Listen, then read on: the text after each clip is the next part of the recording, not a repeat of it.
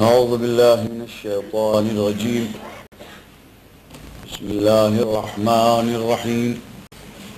الحمد لله الذي لا يبلغ مدحته القائلون ولا يحصي نعماءه العادون ولا يؤدي حقه المجتهدون.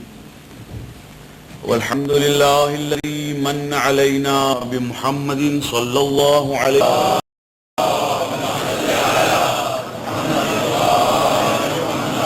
وبآله الطيبين الطاهرين المعصومين، واللعنة الدائمة على أعدائهم ومبغضيهم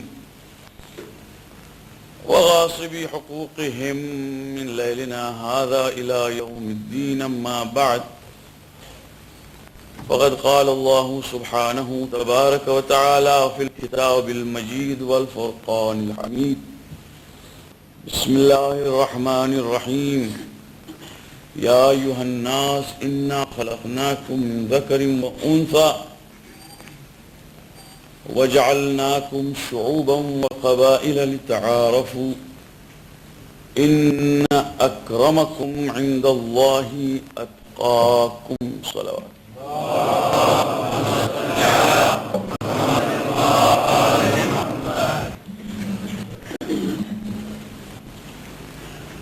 The ayah of Quran which I have just recited says that, "O man, we have created you from one man and one woman," that is Adam and Hawa. وَجَعَلْنَاكُمْ شُعُوبًا وَقَبَائِلَ, we have then divided you into tribes and clans, لِتَعَارَفُوا, that you may know each other. إِنَّ أَكْرَمَكُمْ عِنْدَ اللَّهِ أَتْقَاكُمْ, the most honorable among you is the one who fears him most, or who wards off evil most from his conduct.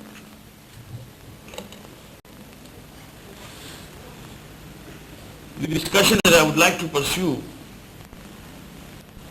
is about the concept of society in Islam, because we are going to complete the subject which I started with. And inshallah tomorrow night, as it is Ashura night, I don't have a habit of reading lengthy majalis on Ashura night or Ashura day, because I believe that those are the nights in which the whole episode and tragedy culminates, and we have got to confine ourselves to the particular incident which took place.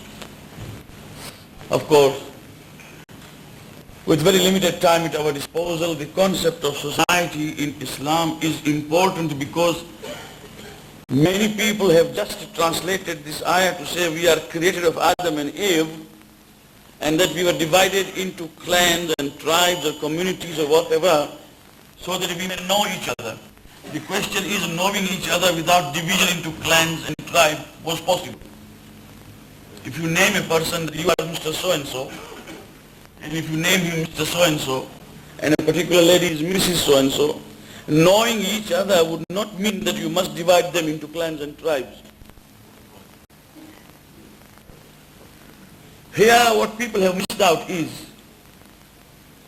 that we have placed you, because Shu'ub and Qabail, these two have been summarily described as clans, people, and all.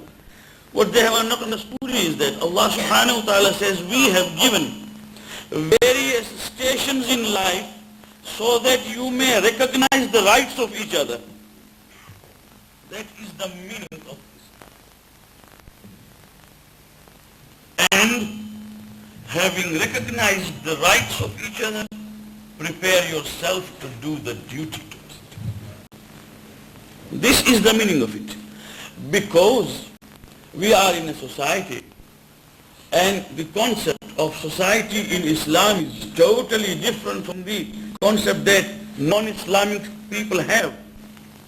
We are in a society bonded together by our faith, Islam, and from then onward there comes a smaller group where we are bonded by faith of Iman with Ahlul Bayt Salamullahi alayhi ajma'in. And this is very different from any other thing.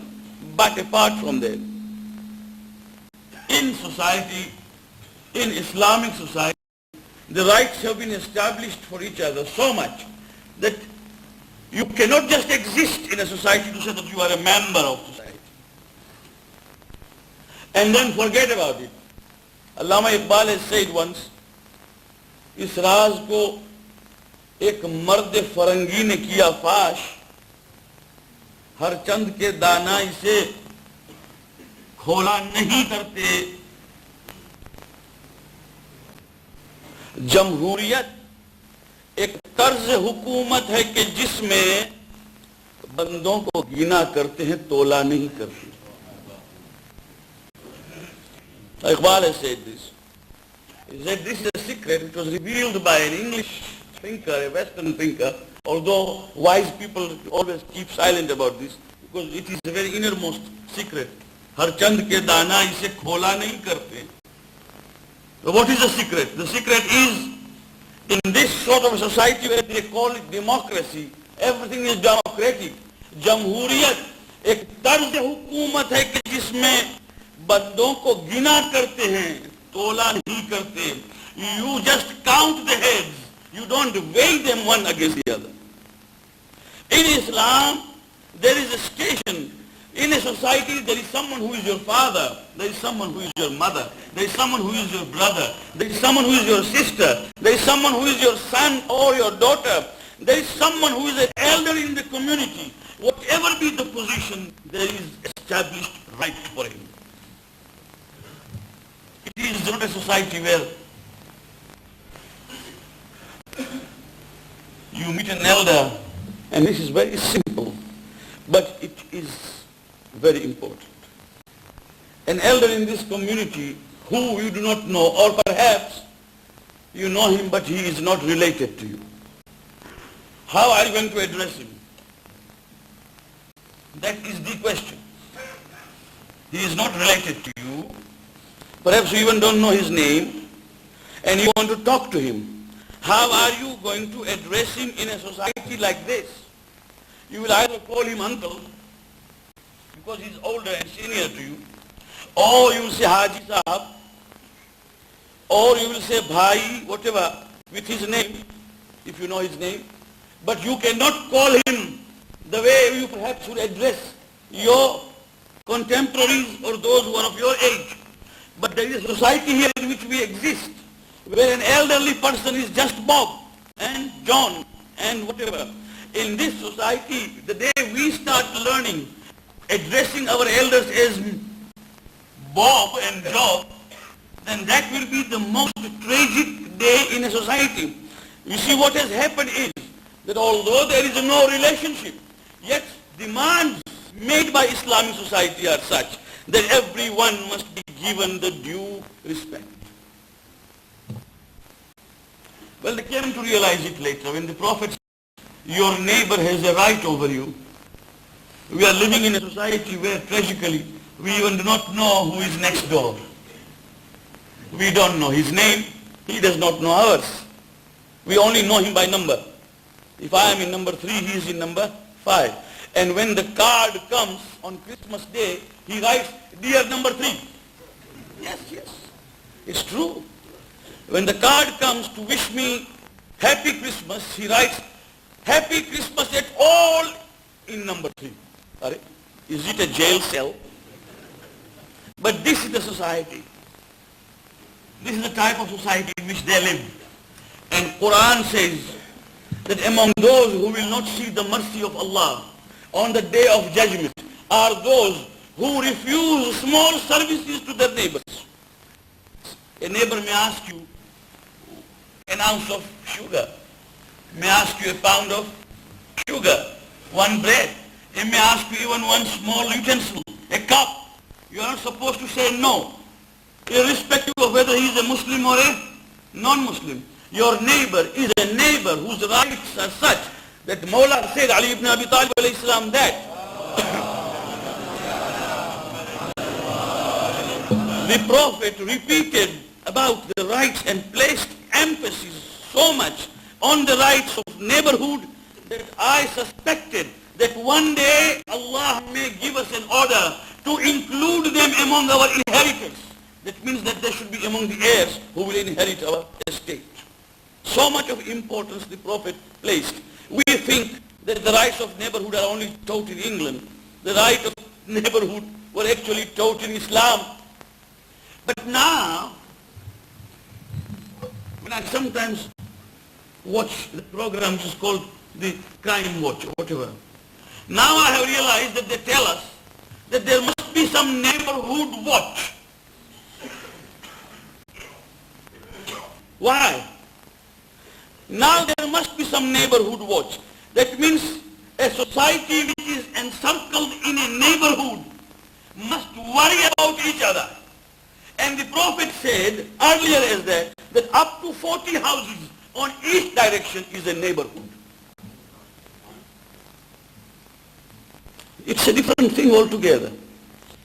A society in Islam is something else than a society where people live together but they don't care for each other. Here, there is namaz-e-jamaat, where we are all told to assemble. And if anyone who is regular is not seen, we are told to inquire after his health. Where is he? And if he is ill, we are told to visit him. Brief, but visit him. And together with it, we were told by the Prophet, take a gift. And don't talk about death in his presence.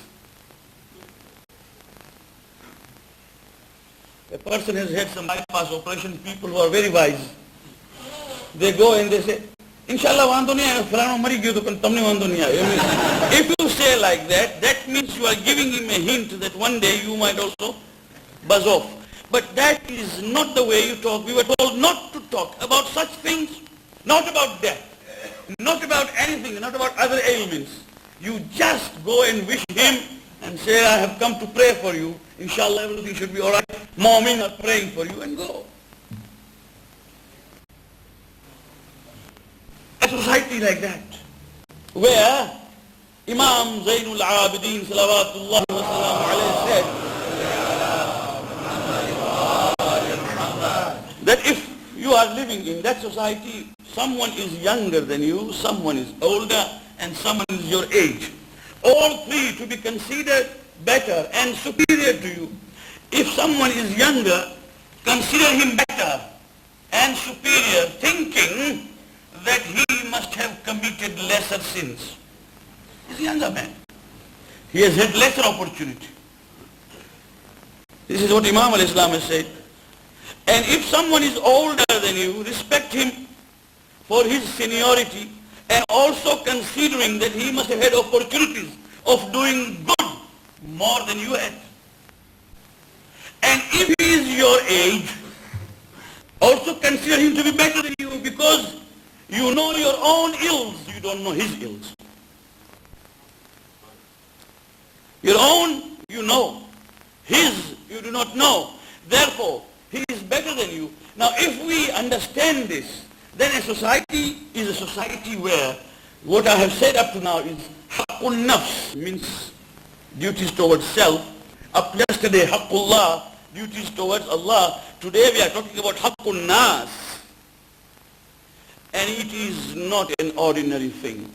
On the day of judgment, Allah can forgive me if I have slipped in performing His haqq. He can forgive me if He wishes. That is why we always pray, Astaghfirullah Rabbi wa atubu ilayh. If I have done something wrong, a transgression against myself, Allah may forgive. But when it comes to haqqun nas, there is no forgiveness unless the person wronged forgives me first. And we have taken this to be very simple. Just as we walk and we talk, we commit the infringement and breaches of this social right, and we consider that we are going to escape scot-free on the day of judgment. judgment, it is not going to be scot-free. Because on the day of judgment, any one of you will rise and say, before you go to Jannah, my dear friend, you owe me this much. And it's not only money. People consider haqqun nas only money. No. Even ghibat is haqqun nas, that is backbiting, and tuhmat is also haqqun nas. If you accuse someone of somebody without listening to other side of the story, you have committed a breach. And on the day of judgment, that man will rise and say, Ya Allah, this man owes me something. This is called haqqun nas. And the same thing applies, I say this very openly, between husband and wife. If people think that it is just husband and wife relationship is such, because of the intimacy, that we can do whatever we like, the wife will rise and so will the husband on the day of judgment to say that these are the rights which are not performed. For the sake of some worldly gains, for the sake of some legal provisions that have been granted, some women and some men, some wives and some husbands have taken undue advantage without understanding that life here is going to pass away. On the day of Qiyamah, there is going to be an answer.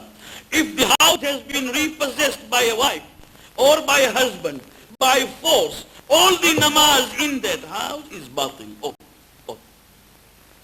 Because it is ghasbi. Now, legally it may be yours. We are talking of law of Allah subhanahu wa ta'ala.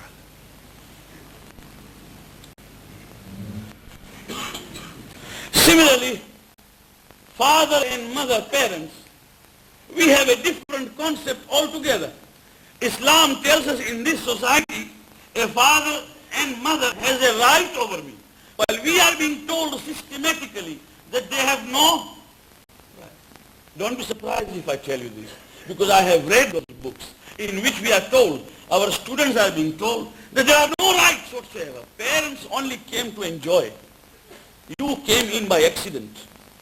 Did they consult you? Did they ask that you are going to come here or not?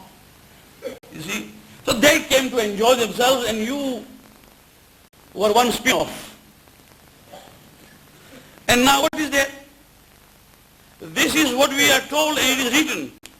And I say this, my dear friends, that the Western people, the philosophers of the West, the thinkers of the West, the anti-Islamic forces have come to a conclusion that never tell a Muslim to change his religion.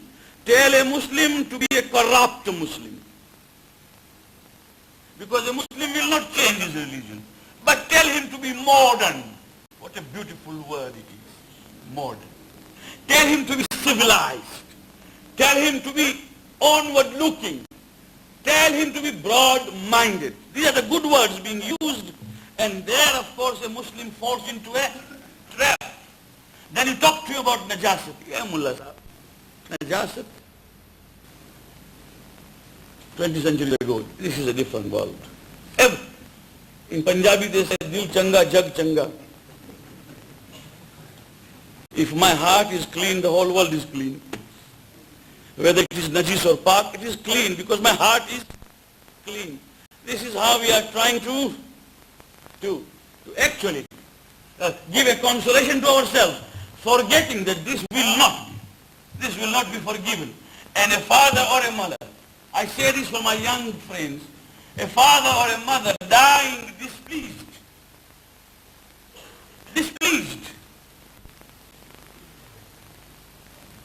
that son cannot be forgiven if his parents are displeased. And if they die on the day of Qiyamah, and he will have to seek their pleasure unless they say we have forgiven you. So haqqun nas is a problem. And sometimes small things. One alim was sitting early in the morning after namaz al-subh. He had a habit of hookah. Hookah was there, lit already, there was fire on that, and he was actually, after namaz, he was sitting enjoying his hookah. And one of the students came and said, Maulana, I would like to have a certificate. I'm leaving now. I'm going back to my hometown. I would like to have a certificate saying that I am Adil. Adil means someone behind whom you can pray. Agha said, yes, yes. Now in the meantime, when he found that the Agha himself was enjoying his hookah, so he got out his cigarette packet and struck a match. And then he lit his cigarette. Agha said, you come again, not now. He said, Agha, but I'm leaving. He said, well, I can't help you. A man who sees so much of fire on hookah can still strike a match. That man is doing israf. He is not adil. You have got to see and trim your conduct according to what you do. So if we don't understand this, small things, and this is what the Prophet said, on the day of judgment, there will be a person who, as he goes to Jannah, listen to this, as he goes to Jannah, he will be stopped by a man and said, Mr. So-and-so, remember that day when I was carrying logs, wooden logs on my head? Simple. He said, yes. You just removed a splinter from the log of wood without taking my permission. Are you going to repay me here or not? One minute. There is a pair of shoes there. You don't know to whom it belongs and you just put it on and go. Malullah wa ana Abdullah. It doesn't work. It doesn't work. You see? This is because we don't understand. And I feel that the maqamat, that means the stations of ghasbi, the masail of what is ghasbi and what is not ghasbi, the masail of huquq and the rights which have been explained, need a detailed treatment where our children, our young people are made to realize that we are in an Islamic society. And an Islamic society has got to recognize the rights and also recognize the duties. And it's all in a very, very well organized and defined package that this is called Islam society, Islamic society. We are not living in a society where everyone is free to do whatever he likes. If we understand this, then the ayah says, وَإِنَّ أَكْرَمَكُمْ عِنْدَ اللَّهِ أَتْقَاكُمْ.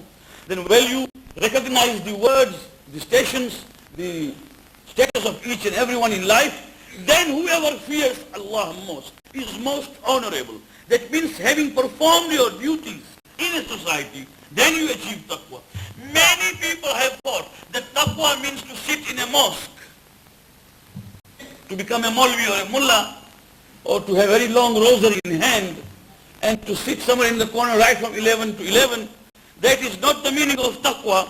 The meaning of taqwa is just to perform that which is due, and to ward off that which is undue. That's all. And that can be done by anyone. When I was in Karbala, just for ziyarat, I met Sayyid Nuruddin Milani, who is still alive. He gave me a book. And he told me, this is a book I have written. It is typed in Persian about Imam al-Zamana salamullah alayhi.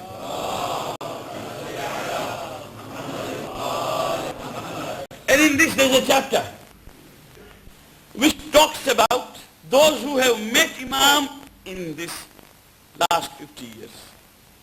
So I was interested because that is a new approach. So I took home that book and I was reading that chapter of those people who have met Imam here in this era. Not talking of last century. Reading through, I found an incident.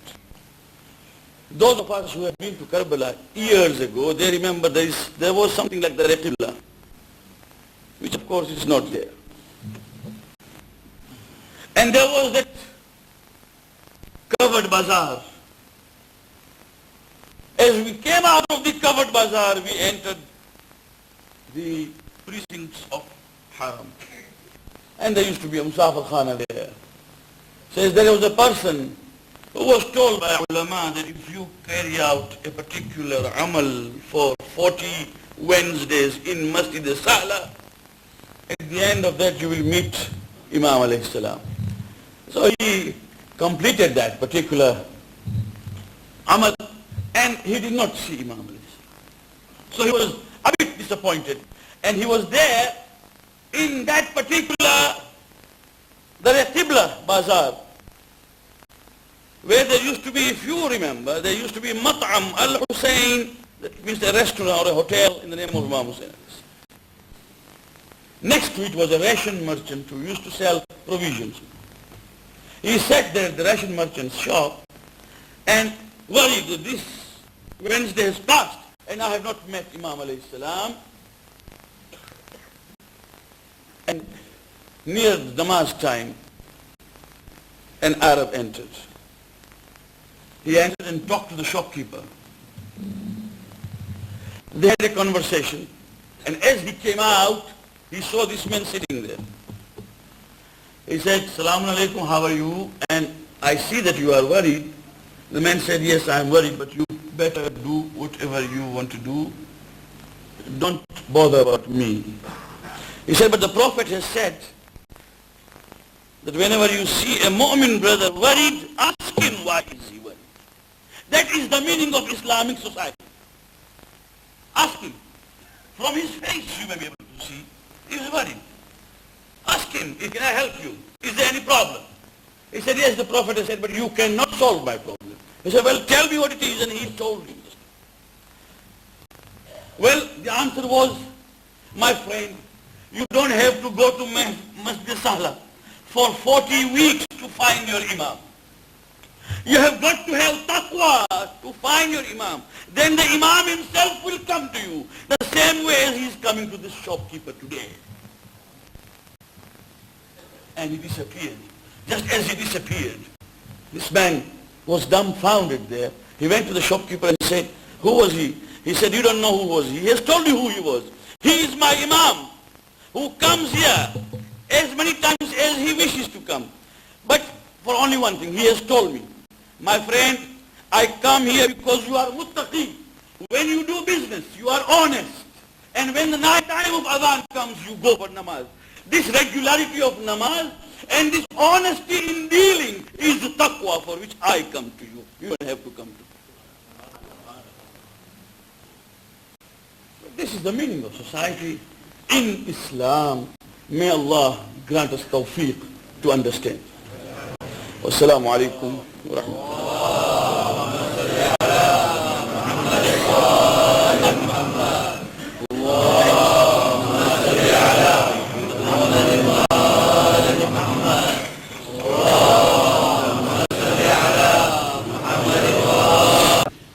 वो जो दिल में रह गई हैं, इसलिए मुमकिन है कि 2-5 मिनट इधर उधर हो जाएं, मगर ज्यादा वक्त नहीं लूंगा, गवाइएगा नहीं। इंसान इस दुनिया में पैदा जब होता है, उस वक्त से लेकर मरता, एक मंजिल है कि जिस मंजिल से गुजरते हुए वो कमाल तक पहुंचता है। यानी ये एक प्रोसेस है टुवर्ड्स परफेक्शन, ये एक ट्रैवलिंग है टुवर्ड्स परफेक्शन, पूरी ये जिंदगी। और हकीकत ये है मेरे दोस्तों कि बहुत से लोग इतना रेफरेंस तो करते हैं कि व्हेन आई वाज बोर्न, मगर बहुत कम लोग आपको मिलेंगे जो रेफरेंस करते हो व्हेन आई वाज कंसीव्ड।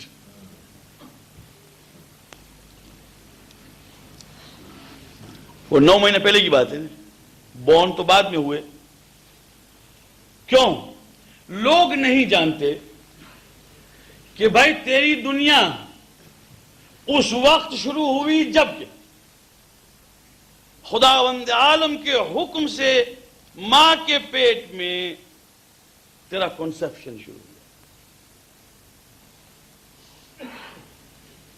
हुआ। और ये मंजिल ब मंजिल जो तू गुजरता गया, 1 2 3 4 5 6 7 8 9 महीने 10 दिन या 10 महीने 10 दिन, और जब तू हुक्म खुदा से दुनिया में आया उस वक्त तक तो बहुत सी चीजें गुजर गई तुझको बनाने के लिए। वो तो आजकल अब कहते हैं کہ بچوں کی انٹیلیجنس کو بڑھانے کے لیے جب ماں حاملہ ہو تو اس وقت بیٹھ کر بات کرے اپنے بچے کے ساتھ، نرسری رائم وغیرہ وغیرہ. تو جب بچہ پیدا ہوگا تو خیر وہ پیدا ہوتے ہی نرسری رائم نہیں گائے گا، مگر یہ کہ وہ اس کی ذہن میں ایک گویا تیاری ہوگی. یہ ہے آج کل آپ دیکھ لیجیے. اور جب ہم بیان کرتے تھے لوگ ہم پہ ہنسا کرتے تھے کہ جناب خدیجۃ الکبریٰ جب فاطمہ زہرا بطن مبارک میں تھیں تو روز مرہ دن رات سورہ انا انزلناہ فی لیلۃ القدر پڑھتی تھی. تو کہتے تھے یہ کیا ہے، انا انزلناہ کا سورہ پڑھتی ہیں اور فاطمہ زہرا تو پیٹ میں ہیں، تو یہ کیا پڑھتی تھی؟ مگر یہ بھول گئے کہ خداوند کریم نے اس چیز کو اس وقت رکھا تھا، بلکہ یہاں تو ایک قدم آگے ہے. قدم آگے یہ ہے کہ خود پڑھتی تھی اور فاطمہ جواب دیتی. تو جناب اس وقت شک کیا کرتے تھے کہ یہ کیا ہے. اب آج کل یہ ہو گیا. مگر حقیقت ہے میرے دوستوں کہ میرے بننے میں جو کچھ بھی میں بنا ہوں وہ منزل بہت امپورٹنٹ تھی. جس منزل میں ابھی میں پیدا نہیں ہوا تھا مگر میرا کنسپشن ہو گیا. بہت زبردست منزل. کیوں؟ سوال یہ ہے کہ ماں باپ نے، خصوصاً ماں نے، اس زمانے میں کون سے خیالات کو نرس کیا، کون سی کتابیں پڑھی ہیں. وہ ماں کہ جو حاملہ ہے وہ قرآن مجید اگر پڑھتی ہے اور دعائیں پڑھتی ہیں، وہ سمجھتی ہے کہ میں صرف دعا پڑھتی ہوں، ایک ہنگامہ ہے بس پڑھتی ہوں. وہ نہیں سمجھتی ہے کہ ادھر دعا پڑھتی ہے یا قرآن پڑھتی ہے، اس کے اثرات بچے پر. مگر حاملہ جب ایک نہایت ہی ڈرٹی لٹریچر کو پڑھتی ہے یا سامنے ایک نہایت ہی ڈرٹی فلم کو دیکھتی ہے، وہ یہ سمجھتی ہے کہ کچھ بھی فرق نہیں پڑتا ہے اور بچے کے ذہن کے اوپر مسلسل کنٹینیوسلی اس کے اثرات. تو لرننگ پروسیس تو اس وقت سے شروع ہے جبکہ بچہ ابھی ماں کے پیٹ میں. اب بچہ پیدا ہوا. بچہ پیدا ہوتے ہی لوگ سمجھتے ہیں کہ اب تو کچھ بھی نہیں ہے، حالانکہ ہر جگہ اور ہر منزل پر یہ بچہ جو ہے ایک ایک اثرات کو سمجھتا بھی ہے اور اپریشیٹ بھی کرتا. علامہ مجلس علیہ الرحمہ کے لیے کہا گیا ہے کہ ان کی ماں سے ان کے والد صاحب نے کہا تھا کہ دیکھو جن دنوں میں نماز معاف ہے ان دنوں میں اپنے بچے کو، یعنی مجلسی کو، محمد باقر نام تھا ان کا، جن دنوں میں نماز معاف ہے ان دنوں میں اس کو دودھ مت پلانا. یعنی پیریڈ کہیا، اس لیے کہ ان دنوں میں ماں کے ذہن میں ظاہر ہے وہ ایک نیچرل چیز ہے، ایک سائیکولوجیکل اپہیول ہوتی ہے، ایک ڈسٹربنس ہوتی ہے. ڈسٹربنس کے زمانے میں اس بچے کو دودھ مت پلانا. دودھ پلانا جب سکون ہو میرے دوستو تو معلوم یہ ہوا کہ کوئی اثر ہے. اگر دودھ پلاتی ہے ماں تو اگر ڈبے کا دودھ ہے، گائے کا دودھ ہے تو اس کا سوال نہیں ہے جی. مگر اگر ماں کا دودھ ہے تو ماں کے دودھ کے ساتھ اثرات ہیں جس کو لوگ آج تسلیم بھی کرتے ہیں اور حقیقت. اب یہ بات اور ہے کہ اس میں زیادہ نیوٹریشن ہے، میں اس پہ انکار نہیں کر رہا ہوں. اثرات ہیں یا نہیں یہ سوال. محمد ابن حنفیہ جنگ جمل میں جب مولا علی نے کہا تھا اے محمد آگے بڑھ، نہج بلاغہ اٹھا کے دیکھیے، جمل کی لڑائی ہو رہی تھی اور مولا نے کہا ہے اپنے بیٹے محمد ابن حنفیہ سے، ان کی ماں جناب فاطمہ نہیں ہے، ان کی ماں جناب فاطمہ نہیں ہے، مگر بہادر تھے. اور بہادر بھی کیسے بہادر تھے کہ روم سے آئے ہوئے ایک پہلوان کو ایک جھٹکے میں بٹلا دیا تھا معاویہ کے دربار میں. تو محمد بن حنفیہ کوئی، اور مولا نے تقریر بھی کی ہے، نہج بلاغہ میں ہے، اے محمد جا اعر اللہ جمجمتک، اپنی یہ کھوپڑی اللہ کو دے دے، وَتِذْ عَلَى نَوْجِزَتِكَ، اپنے دانت کو دانت کے اوپر بٹھلا دے اور حملہ کر. اور ایک مرتبہ باپ کو دیکھ کر محمد بن حنفیہ نے کہا بابا میں کیسے حملہ کروں، تیروں کی بارش ہو رہی ہے. اب دیکھتے ہیں تیر ہر جگہ سے ایروز کی بارش ہو رہی ہے. ایک مرتبہ مولا نے کہا اچھا یہ بات ہے، تلوار دے مجھے. تلوار لی مولا نے اور اس کے بعد شیخ سید محسن امین لکھتے ہیں اپنی اعیان الشیعہ میں کہ علی اس طرح سے بڑے لشکر کی طرح جیسے کوئی پیرنے والا دریا میں غوطہ دیتا. اب جنگ چھڑی ہے الامان الحفیظ. ایک مرتبہ جب الامان الحفیظ کی آواز ہوئی، وسط لشکر کے درمیان بالکل مڈل میں مولا علی بیٹھے. ایک مرتبہ اور تلوار کی بار جو تھی وہ ذرا ٹیڑھی ہو گئی، تلوار کو سیدھا کیا. سیدھا کرنے کے بعد پھر کھڑے ہوئے اور پھر واپس آ کے کہا، محمد جنگ دیکھی اللہ کے راستے میں کیسے ہوتی ہے؟ اور پھر ہاتھ مار کے کہا، اور تیرا قصور نہیں، یہ فاطمہ کا دودھ نہیں ہے. اگر فاطمہ کا دودھ ہوتا تو یہ حالت نہ ہوتی تیری. مطلب یہ ہے کہ دودھ کا اثر ہے میرے دوستو. ہے تیسری چیز جس نے مجھے بنایا، پہلے تو میرے ماں باپ، اس کے بعد میری جو کچھ بھی تربیت بچپنے میں. تیسری چیز جو مجھے بناتی ہے وہ میری تربیت گھر میں ہے. میرے دوستو نہایت اہم منزل پر سے گزر رہا ہوں اور مجھے یہ بات کہنا ضروری ہے. آج جو کچھ بھی میں ہوں اس میں سب سے بڑا حصہ میری والدہ اور میری ماں کا.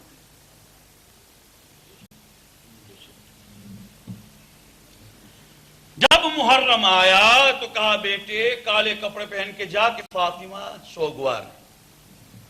اور جب خوشی کا زمانہ آیا تو کپڑے بہترین پہن کے کہا، جا خوشی کا دن. کہا کہ نہیں؟ جب تربیت دی اور قرآن مجید پڑھنے پر مجبور کیا کہ پڑھ، اور اگر تو نہیں جانا تو میں پڑھاؤں تجھے قرآن دین کے معاملے میں اور نماز کے لیے جگانے میں. اٹھ بیٹا نماز کا وقت ہے، نماز پڑھ لے. یہ ماں باپ جس دنیا میں پیدا ہونے والے کو پوچھتے بھی نہ ہوں کہ تو نے نماز پڑھی ہے. ہمارا زمانہ ایسا تھا کہ اگر ہم نماز نہیں پڑھتے تھے صبح کی تو ہم کو سواحلی میں کہتے ہیں کفو، پتہ نہیں کیا کہتے ہیں آپ. ناریل کا ایک جو ہوتا ہے کفو کہتے ہیں، ناریل کی کرچلی جس کو کہتے ہیں. اب اس میں ہم کو پہلے کہتے تھے نیچے بیٹھ، ٹیبل پر نہیں، نیچے. تو نے نماز صبح نہیں پڑھی نا کم وقت. اور چائے دیتے تھے کفو کے اندر، یہ پیو. پتا ہے خدا کا گناہ کیا ہے تو نے. صبح ہو گئی اور اللہ کو ایک سجدہ نیاز نہیں کیا. یہ ہم سے کہا کرتے تھے. رات کو اگر دیر میں پہنچے تو ابا میاں اور اماں دونوں کھڑی ہیں. میاں تم کہاں تھے جو آج اتنی دیر میں پہنچے ہو؟ تھے کہیں. اگر نائٹ سکول گئے ہیں تو نائٹ سکول سے بھاگ کے پہنچو. سکول فیز میں گئے ہیں تو سکول فیز سے بھاگ کے پہنچو. مجلس میں گئے ہیں تو مجلس سے بھاگ کے پہنچو. اماں پوچھیں گی 10 بجے کے بعد کہاں تھے. یہی حالت تھی. آج کیا ہے میرے دوستو؟ ایک چابی میرے جیب میں، ایک چابی میری لڑکی کی جیب میں، ایک چابی لڑکے کی جیب میں. جو جب چاہے تو مسافر خانہ ہے. کوئی پوچھتا نہیں. پوچھنے کی ہمت بھی نہیں پڑتی. بھائی پوچھے تو مصیبت ہو جائے، ویلفیئر آفیسر آ جائے. اگر پوچھے تو کل صبح ویلفیئر آفیسر آ جائے گا، اور وہ ویلفیئر آفیسر جب آئے گا تو لڑکی اور لڑکے کے حق میں فیصلہ کرے گا، ماں باپ کے حق میں فیصلہ نہیں کرے گا. یہ ہم اس سوسائٹی میں ہیں. یہ تربیت دین جس سے انسان بنتا ہے میرے دوستو. واللہ گھر میں اگر تربیت نہیں ہے، یہاں مجلسوں میں اور مدرسے کی تربیت ناقص ہے، یعنی ادھوری ہے، جب تک اس کا کمپلیمنٹ گھر پہ نہ ہو. اب بتائیے آپ، یہاں ملا صاحب نے کہا اے بچے نماز پڑھنا واجب ہے. ہاں. اے بچے قرآن پڑھنا ضروری ہے. ہاں. اے لڑکی بچی میری حجاب پہن. ہاں حجاب پہن. اب وہ گھر پہ آئی تو والدہ صاحبہ بالکل بے حجاب ہے. اب وہ سوچتی ہے یا تو ملا غلطی پر ہے یا میری والدہ غلطی پر ہے. اور کتنے قصے ہوئے ہیں میرے سامنے، آپ کے سامنے بھی، کہ بیٹی نے کہا ہے اماں حجاب پہنو، کہ ملا کہتا ہے تو وہ کہ ملا کو تو فرصت ہی نہیں، وہ تو ایسی ہی کہتا ہے. وہ تم ایسی باتیں سنتے ہو. یہ حالت ہے ہماری. اور بغیر تربیت کے ہم آگے بڑھ رہے ہیں میرے دوستو. اور آخری چیز جو سے میں بنا ہوں وہ میرے ایجوکیشن اور میری تعلیم ہے. اور ایجوکیشن کے معاملے میں زیادہ بات میں نہیں کرنا چاہتا. ایک بات ضرور کہوں گا, غالب نے کیا خوب کہا, بس کہ انسان کو میسر نہیں انسان ہونا, آدمی کے لیے مشکل ہے, آدمی کے لیے مشکل ہے انسان ہونا. سب پڑھائیے مجھے, سرٹیفکیٹ دیجئے A to Z کا, مگر حیوان بنائیے, انسان نہ بنائیے. جی, society of youths, highly informed yet isolated, highly informed yet desolate, highly informed yet rebellious, highly informed مگر دنیا کے لیے useless. وجہ کیا ہے بھئی؟ لوگوں نے ایجوکیشن سمجھا انفارمیشن کو, اور اسلام کہتا ہے, تعلیم کہتے ہیں درس انسانیت. انسان بناؤ, پڑھاؤ اس کو, انسان بناؤ. اور یہی وہ چیز ہے کہ جو آج لیکنگ ہے. بس دوستو میں نے ختم کیا, وقت میرا ختم ہوا, مگر میں اس کو واجب سمجھتا تھا پہنچانا کہ آج سب سے بڑا پرابلم کیا ہے. ہم جیسے بوڑھوں کا پرابلم ہے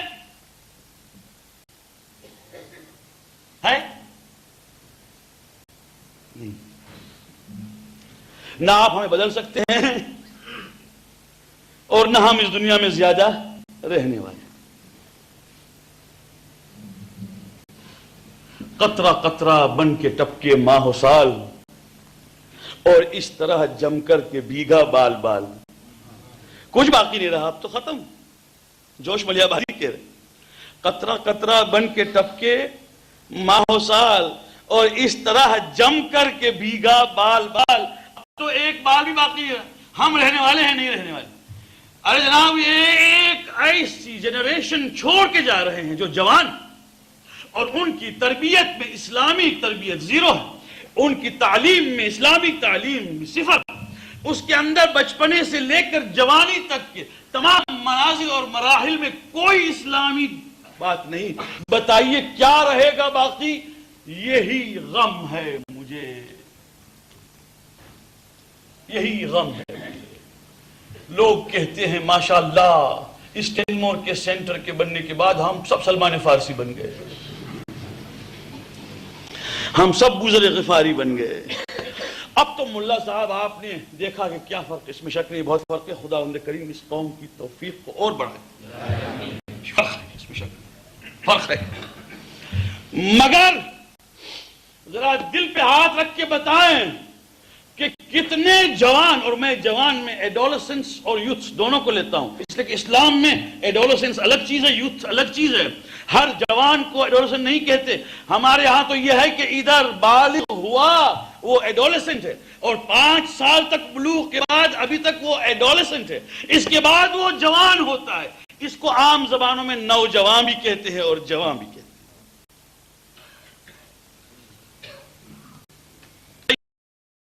ہم نے یہ تو محرم ہے, اس لیے ماشاءاللہ جوانوں کے چہرے دیکھتا ہوں تازہ اور سرسبز و شاداب. مگر جمعرات کو آئیے, جمعے کو آئیے, یہاں کیا کہیں بھی جائیے, وہ جوان کہاں ہے جس کو نوجوان کہیں گے یا جوان کہیں گے؟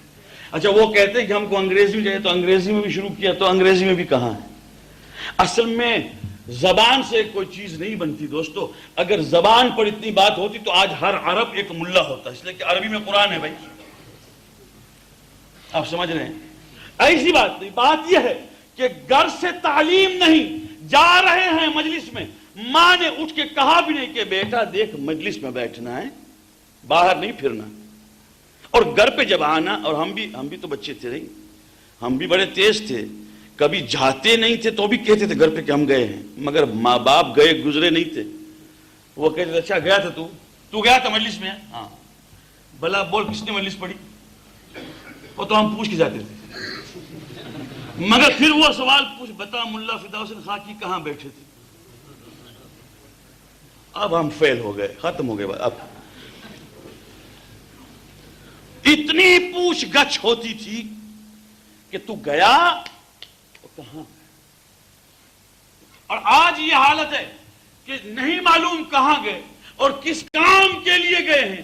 اسی واسطے میرے دوستو ہم نے ادھر بچے نے اسکول چھوڑا, ہم نے کاروبار میں لگا دیا یا اس کو کالج میں بٹھلا دیا, مگر کسی نے اس بات کی فکر نہیں کی کہ یہ کس قسم کے جوان آ رہے ہیں. اور چونکہ میں رو رہا ہوں اور میں جانتا ہوں کتنے جوانوں کو میں نے سال میں, بلکہ آج 9 سال سے یہاں ہوں, میں نے ایک مرتبہ دیکھا ہے. جب ان کے گھر میں شادی ہوئی نہیں تو میں اقرار لینے کے لیے گیا. یہ میرا جرم ہے, یہ میرا گناہ ہے کہ میں گھروں میں اقرار لینے کے لیے جب جاتا ہوں تو معلوم ہو جاتا ہے. ان جوانوں کو پھر نہ میں نے یہاں دیکھا نہ کہیں دیکھا, اور جب پوچھا ملا صاحب ہم یہی ہیں. اب اگر حجت میں آپ جاتے ہیں تو ہم حیدری میں جاتے ہیں, اور اگر آپ حیدری جاتے ہیں تو ہم حجت میں جاتے ہیں. یہ بہانہ اتنا عجیب و غریب ہے, کہیں نہیں دیکھا. تو پرسنٹیج آف یوتھس جو اسلام و اسلامیات سے بے بہرا ہیں, وہ ابھی میری خود کی گنتی کے مطابق 60% of the youths are out of contact with Islamic training. 60%.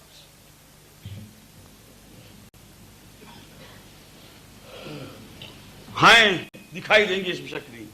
اور وہ پیاسے ہیں مگر کوئی سمجھانے والا نہیں ہے. وہ چاہتے ہیں کوئی بتائے مگر بتانے والا کوئی نہیں ہے. اور جب وہ تھک جاتے ہیں تو کہتے ہیں چھوڑو بھائی, جب کسی کو ہماری پرواہ نہیں تو ہمیں کسی کی پرواہ.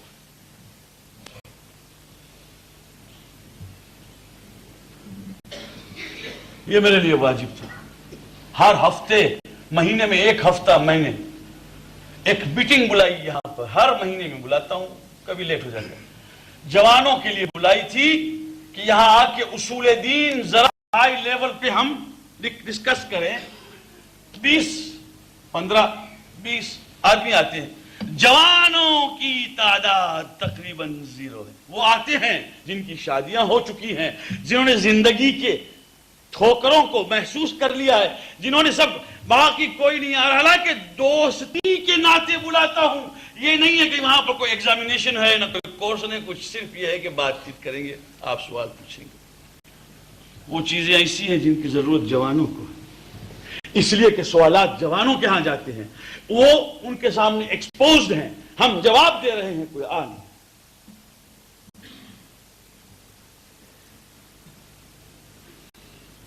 تو کیا ہوگا؟